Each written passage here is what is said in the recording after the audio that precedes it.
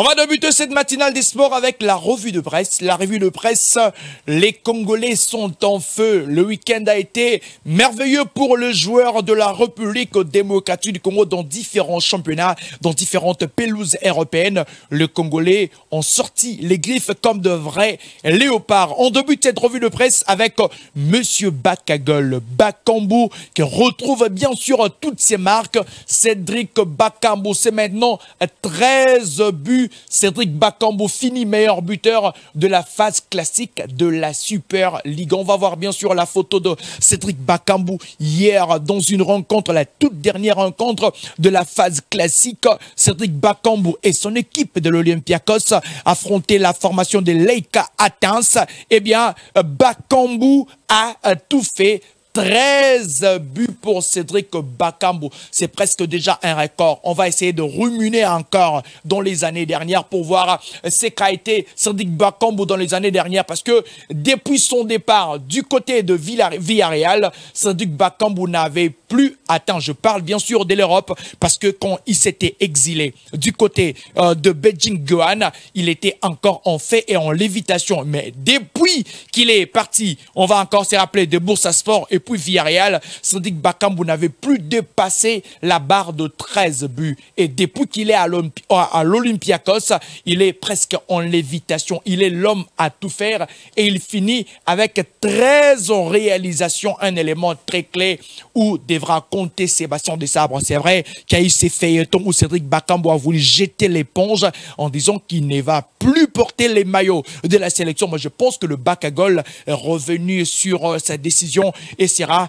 l'un des éléments clés pour Sébastien Desabre qui se doit d'avoir des très bons éléments pour affronter la formation de la Mauritanie pour la prochaine journée des éliminatoires de la Coupe d'Afrique des Nations. Monsieur Cédric Bakagol, 13 réalisations, chapeau bas. Chapeau bas à ces fils du pays et qui a été revigoré, je dirais, il a été tout simplement transformé quand il a accepté d'aller défier ces nouveaux challenges du côté de la Grèce avec l'Olympiakos. Et puis, parlons d'un attaquant, et puis on va parler d'un défenseur. Lui, il est très, très exceptionnel. Mais tout d'abord, on va commencer avec cette une de nos amis de l'équipe hier.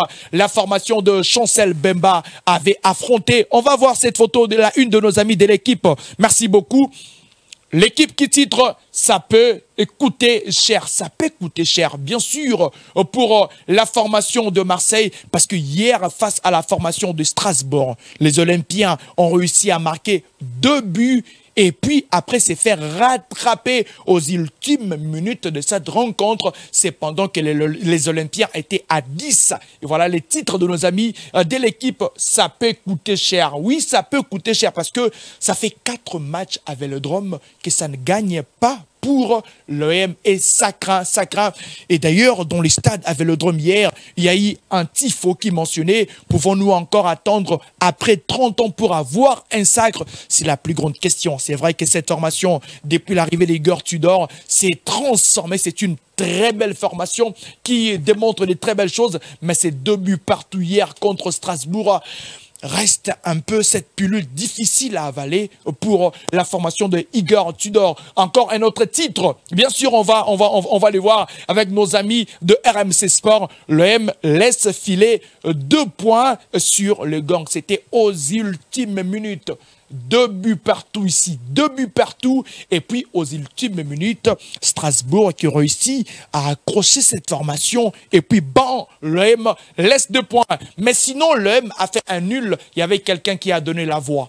La voix qui a montré le chemin à suivre malgré que cette formation était à 10. C'est Monsieur Chancel Bemba. On va voir bien sûr sa photo. Il est là. Les goléadors côté Marseille, c'est vrai que c'est un défenseur, mais il est en train de faire une saison exceptionnelle. C'est 4 buts sur cette saison seulement en championnat. Et c'est un record depuis toute sa carrière. Anderlecht, Porto, Newcastle et partout, je dirais, Chancel Bemba en Europe affole les stats depuis qu'il est du côté de Marseille. Il s'est complètement transformé. C'est 4 buts pour Chancel Mbemba cette saison, un record total. Et bien sûr, déjà, on est en train de s'imaginer le retour de Chancel Mbemba en sélection contre la formation de la Mauritanie. Et bien sûr, c'est en ligne de mire. On va continuer toujours à évoquer les différentes prestations de nos Congolais. Et bien sûr, ces grands hommes, les demi-dieux,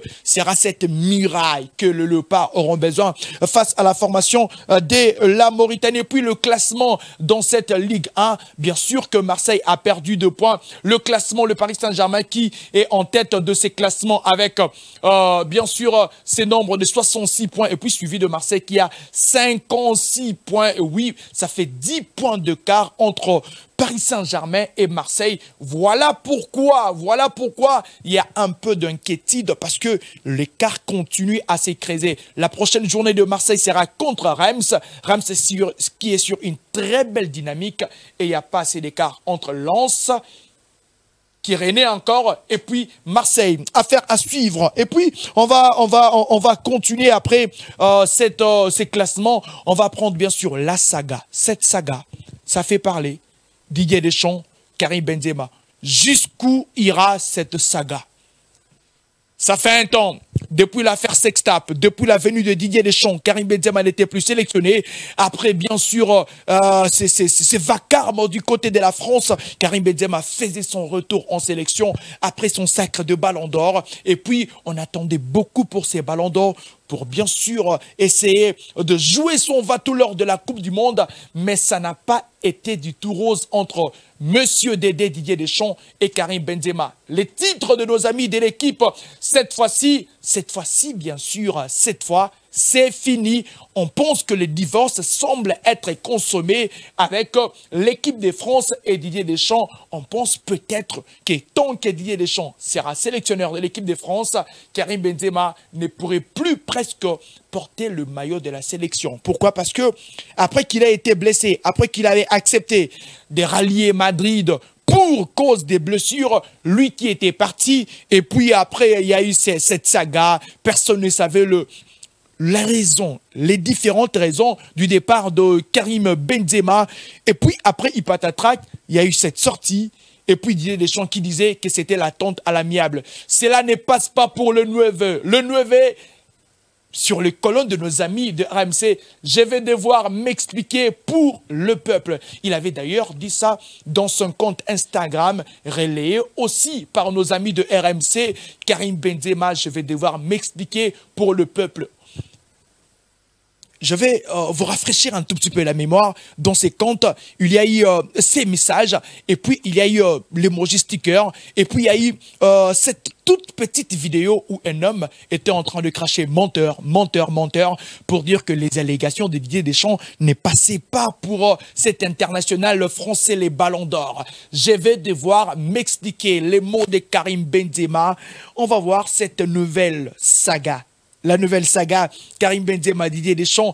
Jusqu'où ira Karim Benzema et Didier Deschamps? On pense que l'affaire pourrait peut-être être réglée, mais jusqu'où? On verra les mots de Karim Benzema dans les prochaines journées. Et puis après Karim Benzema, hier, la formation du Football Club Barcelone a joué. Et puis le Blaugrana ont réussi bien sûr à s'imposer. Le Barça conserve son matelas d'avance comme les titres. Nos amis de l'équipe, et bien sûr en photo d'illustration, cet homme, Rafinha Raphaël, qui a réussi à donner la victoire à cette formation du Barcelone. 1-0 contre la formation de l'Athletic Bilbao. Ça n'a pas été facile à Saint-Mamès.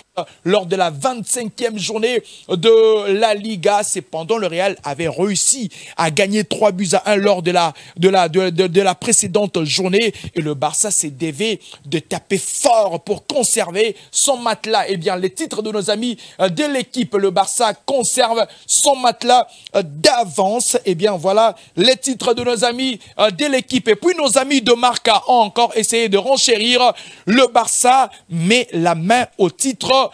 C'est ça, bien sûr, les titres de nos amis de Marca. Le Barça met la main au titre des champions parce que ça continue petit à petit cette bonne marche pour la formation catalane. Mais la soirée a été pire.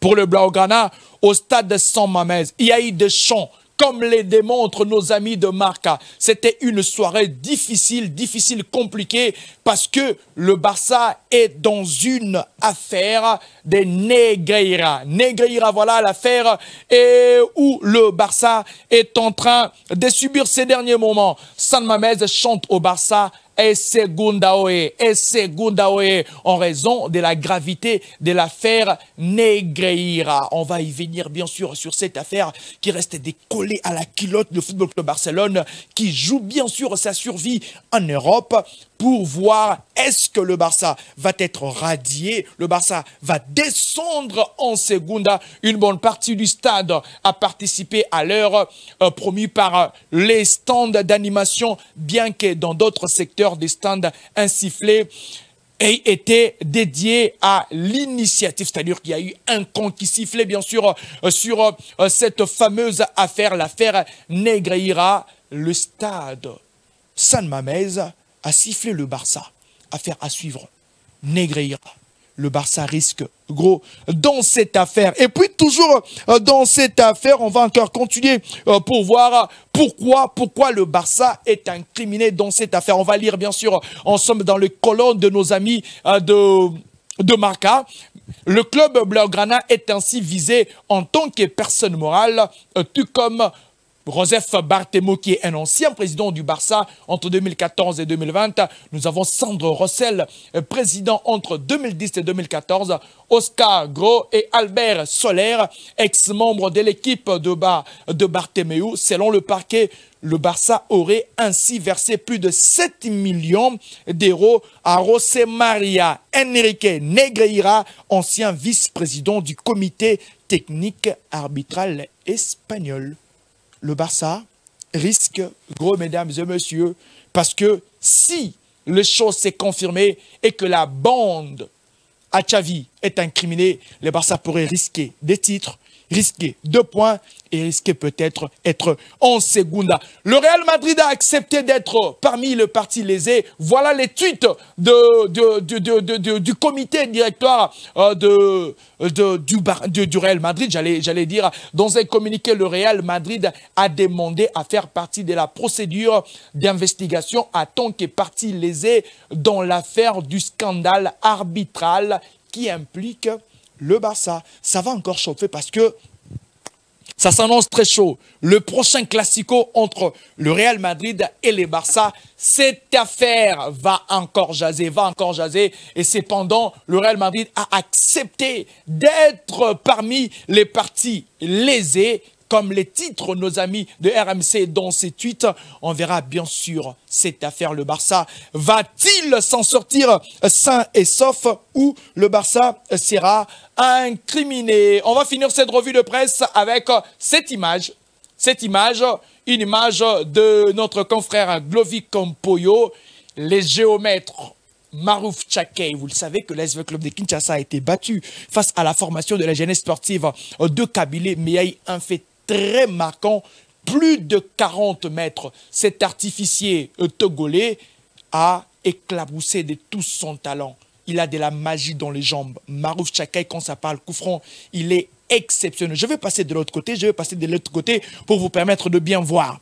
L'art d'un coup de pied inarrêtable. Marouf Tchakay et illustration, comme bien sûr ces géomètres, ensemble avec Marouf Tchakay, mention spéciale à ses designers, mon très cher frère Glovic Compoyo, journaliste du côté de Lubumbashi, qui nous a élaboré ces magnifiques designs en illustrant bien sûr ces coups de pied magiques de Marouf Tchakay. Ça n'est donc fini pour